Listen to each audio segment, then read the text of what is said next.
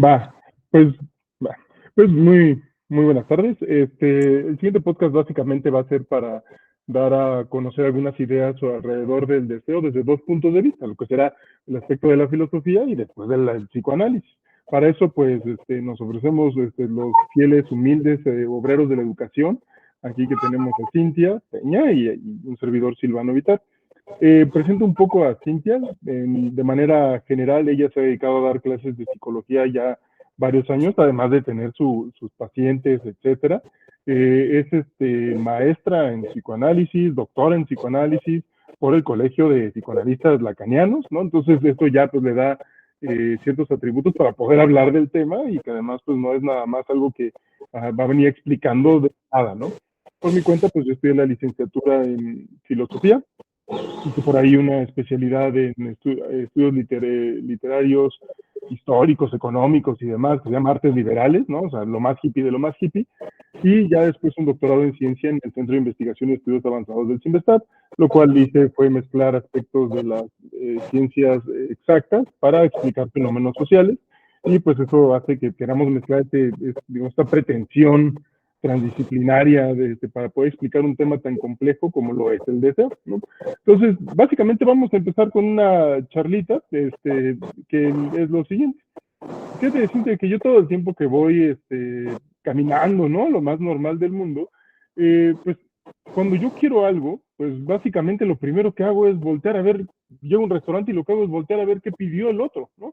No es como que yo diga, quiero esto, ¿no? Volteo a ver qué trae el otro y digo, pues quiero esto. Entonces, uno de los grandes cuestionamientos, y es de lo que también quisiera verte, siempre este ámbito de la originalidad, ¿no? Siempre luchando de, es que yo lo vi primero, es que yo quiero esto, yo lo quería antes, yo lo vi antes, o ¿qué realmente es el deseo? ¿Cómo podrías darnos una definición de deseo? Y si puede ser original o no. ¿Qué podrías decirnos un poco de eso? Mira, esto que me dices me recuerda, creo que escuché en alguno de tus podcasts que justamente un filósofo dice que uno desea a partir de lo que el otro también, ¿no? Como que se identifica al deseo. Y bueno, me parece que también en psicoanálisis algo de esto opera, porque Lacan dirá que el deseo es el deseo de deseo y después dirá que el deseo es el deseo del otro. Esto por ahí del seminario 5 y del seminario 6. Entonces, bueno, como para ir abriendo ahí el tema de si es posible un deseo original o qué implicaciones tiene el deseo, yo te diría primero que en psicoanálisis el deseo tiene una diferencia con la voluntad consciente. O sea, por ejemplo, tú vas caminando en la calle y efectivamente se te antoja o quieres algo.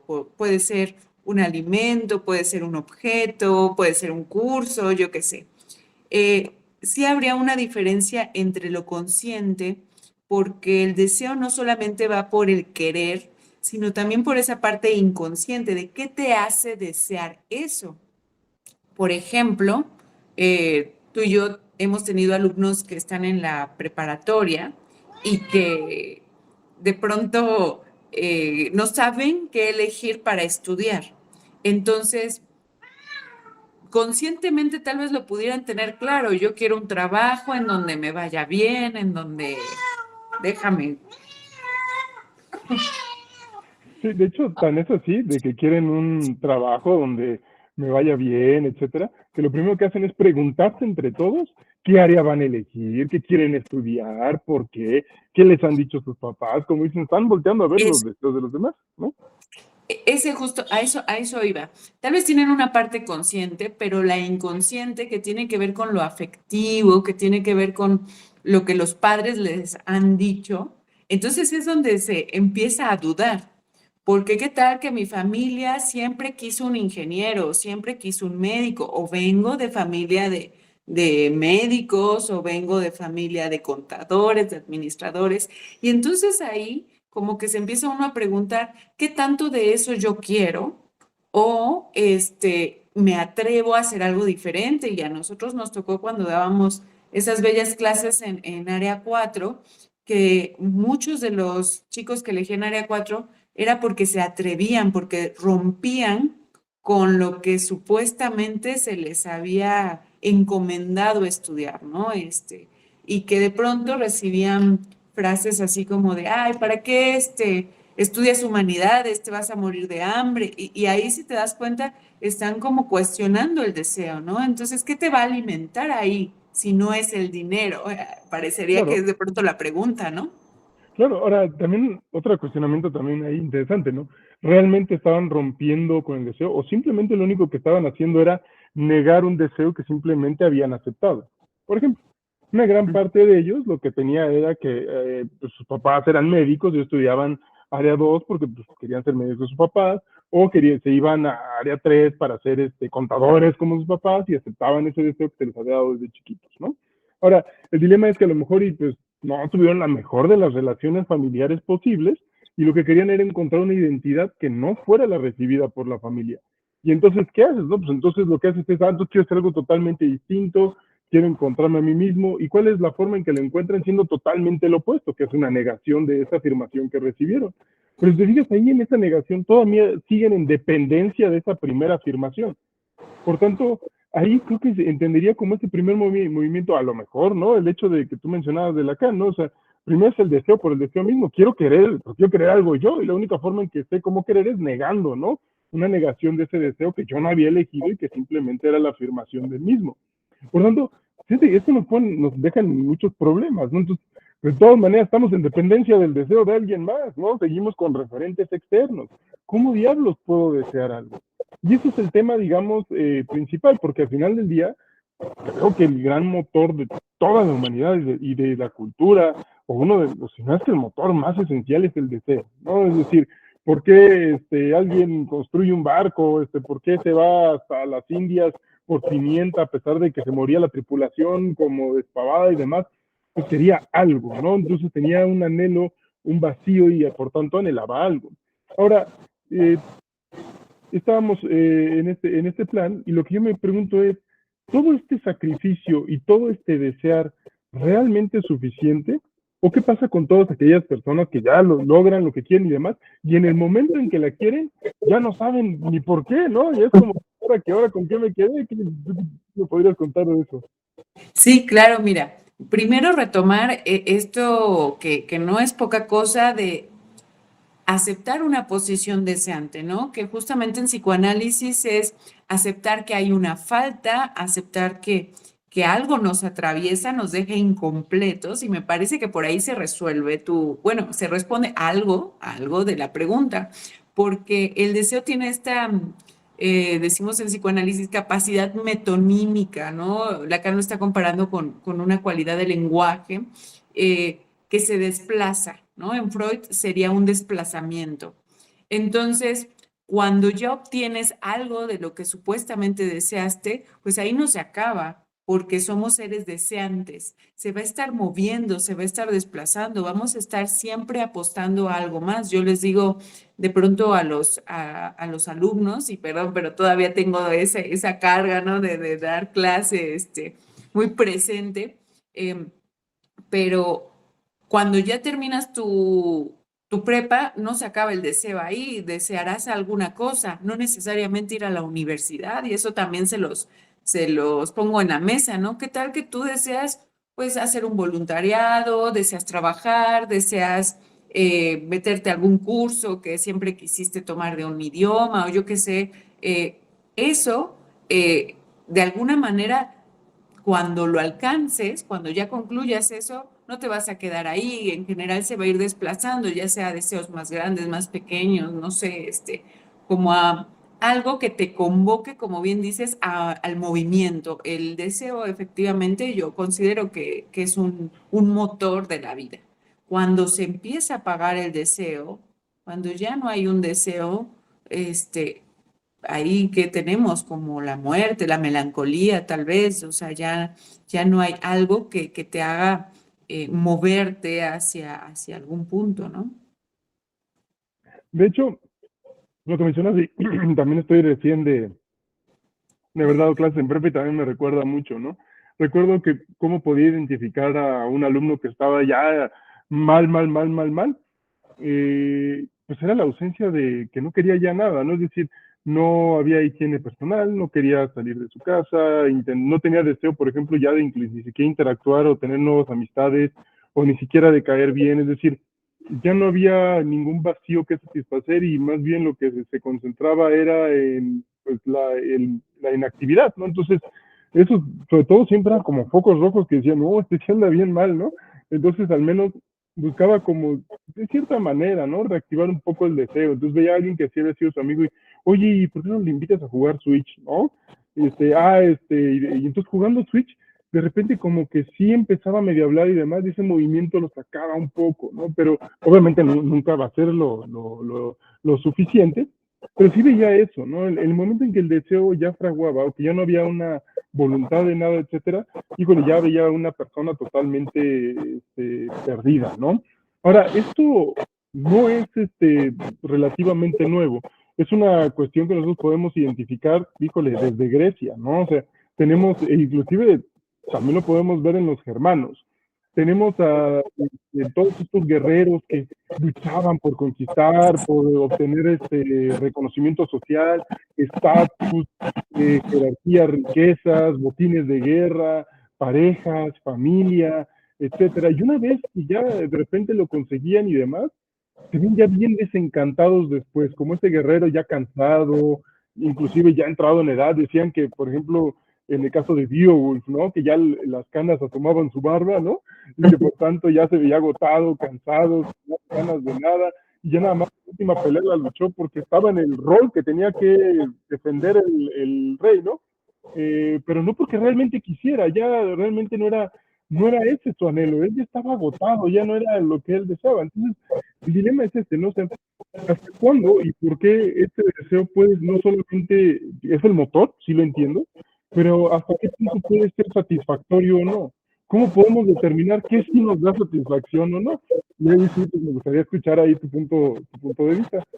Sí, porque, a ver, me haces pensar nuevamente en este nivel de lo consciente y de lo inconsciente. Tal vez a nivel consciente ya se acabó la satisfacción, pero a nivel inconsciente algo sigue.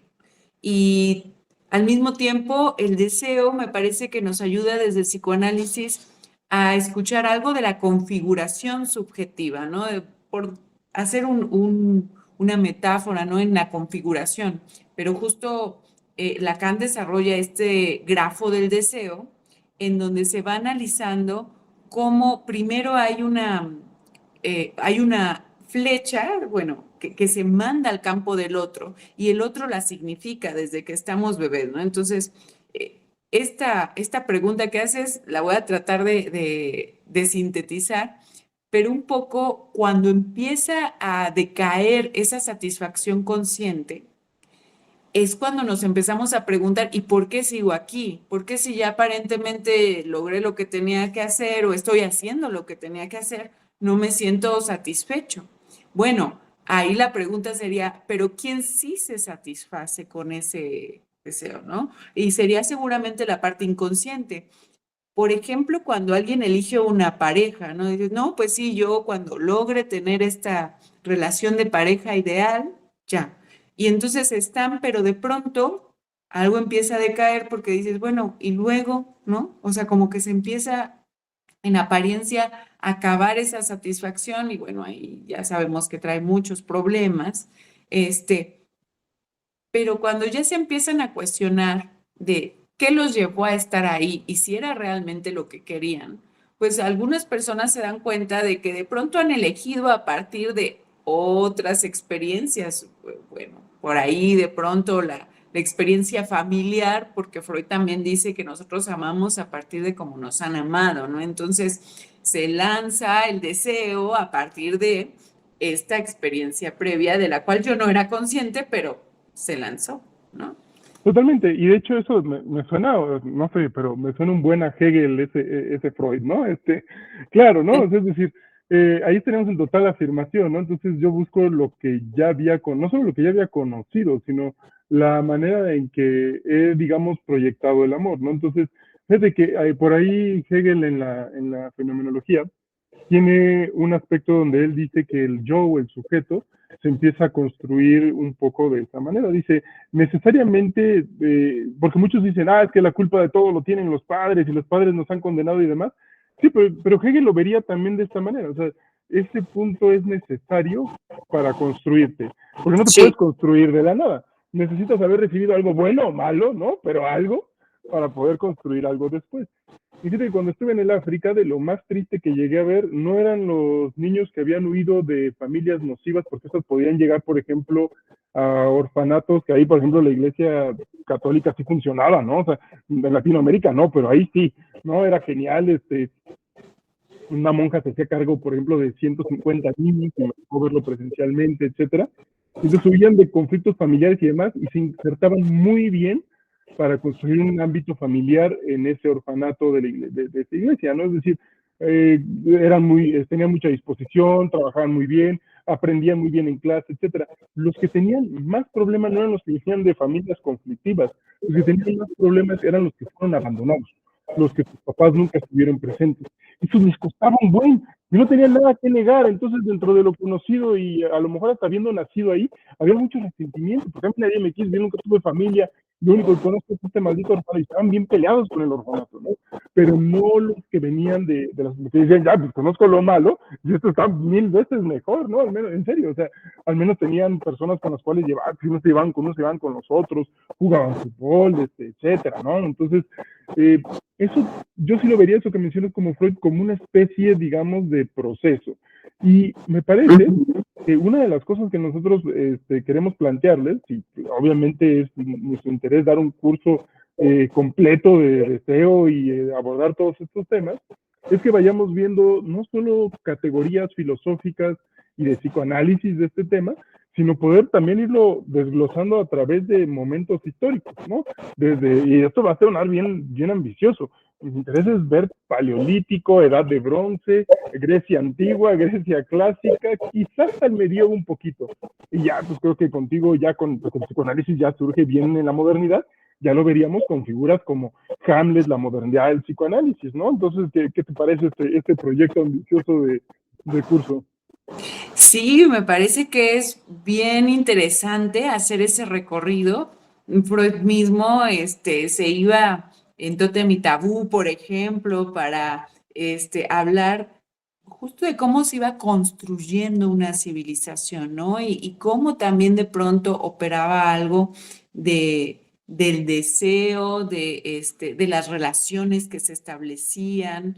Y bueno, claro, va avanzando y esto se va haciendo tal vez más complejo como para analizarlo. Me parece un súper tema. Al final me parece también que el psicoanálisis está muy atravesado por el tema del deseo. Se habla del deseo del analista, se habla del deseo del analizante, se habla de una ética del deseo, porque tampoco se trata de decirle al otro qué debe desear, porque entonces estaríamos repitiendo la fórmula, ¿no? Que un poco algunas terapéuticas intentan eso, ¿no? De, usted quiere sentirse bien en el trabajo, pues entonces haga esto, esto y esto y se va a sentir bien. Y no, al psicoanálisis tal vez le preguntaría un poco de, ¿y qué hace ahí? Si no le gusta, ¿qué hace ahí? ¿Qué se le ocurre que puede hacer? Y en Claro. una de esas tal vez dice, pues lo dejo todo. Oiga, pero me angustia porque voy a dejar todo y bueno, pues tendrá que asumir el costo de su deseo. Totalmente, Esa ¿no? es Y la luego por ética. eso andas renunciando a trabajos de humilde obrera de la educación, Cintia, ¿no? Aventándote a la nada, Sí. ¿no? Híjole, te pasas. Pero bueno, ya fuimos dos. Bueno, me parece genial. Y fíjate, tranqui, es que mi perro se pone loco. Pero fíjate que eso es una de las cosas que más me gustan de este tema. Sobre todo porque al momento en que nosotros estamos construyendo todas estas nociones, también lo que podemos proponer es que la persona empiece no solo a ver la historia del deseo como categorías o teoría, sino que empiece a complejizar por qué ha sucedido de esa manera y de qué manera tenga ya elementos o al menos ciertos conceptos para poder explicar su realidad. Permítanme un tantito.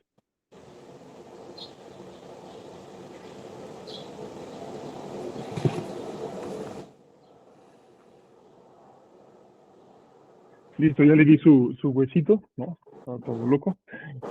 Entonces, Ya casi para poder sintetizar esta reunión, yo voy a hablar de, por ejemplo, qué es una de las cosas que me parece más satisfactorias de este tema, y ya después, si gustas, tú también lo comentas un poquito, y ya con eso podemos ir cerrando. Una de las cosas que yo veo que son más satisfactorias es, de entrada, como bien pusimos al inicio, el ser humano es el ser que no sabe qué desear, ¿no? Entonces siempre estamos volteando hacia alguien más para poder determinar. ¿Qué es lo interesante de todo esto? Que los referentes externos, si algo nos ha mostrado, y lo que quiero también plantear en este curso, es que no han cambiado durante gran parte de toda la historia de la civilización. La forma, digamos, la cultura ha, digamos, disfrazado, pero nuestras motivaciones siguen siendo exactamente las mismas.